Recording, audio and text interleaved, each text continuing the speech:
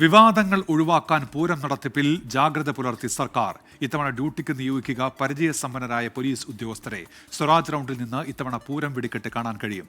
മുൻകൂർ അനുമതിയില്ലാത്ത ആംബുലൻസുകൾ പൂരനഗരിയിലേക്ക് പ്രവേശിപ്പിക്കില്ല എന്നായിരുന്നു കേന്ദ്രമന്ത്രി സുരേഷ് ഗോപിക്ക് നേരെയുള്ള മന്ത്രി കെ രാജന്റെ ഒളിയമ്പ്.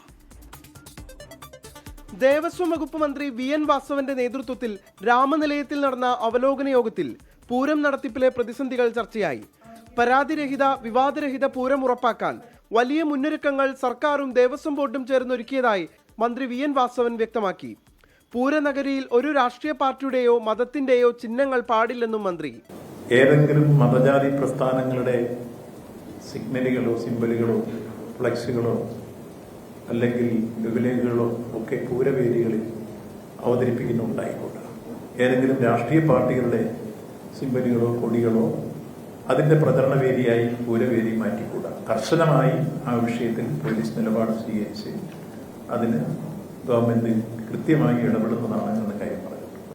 രാത്രി പൂരത്തിന് ഇത്തവണ ആളുകളെ ബാരിക്കേഡ് ഉപയോഗിച്ച് തടയില്ലെന്നും സ്വരാജ് റൗണ്ടിൽ നിന്ന് വെടിക്കെട്ട് കാണാനാകുമെന്നും മന്ത്രി കെ രാജൻ.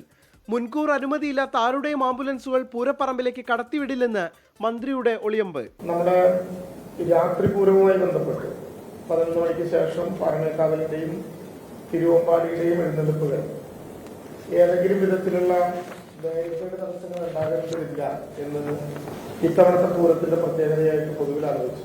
2 ചില്ലിൽ തന്നെ DMOയുടെ ഓഫീസിൽ നിന്ന് ലഭ്യമായിട്ടുള്ള സർട്ടിഫിക്കറ്റ് പതിച്ച ആംബുലൻസുള്ള വാഹനങ്ങൾ മാത്രമേ നഗരത്തിലേക്ക് കടത്തിവിടേണ്ടതുള്ളൂ എന്ന് കൃത്യമായിട്ട് നിർദ്ദേശിച്ചിട്ടുണ്ട്. നാളെയാണ് സാമ്പിൾ വെടിക്കെട്ട്. ലോക മലയാളികൾ കാത്തിരിക്കുന്ന തൃശൂർ പൂരം ചൊവ്വാഴ്ച. 24 തൃശൂർ.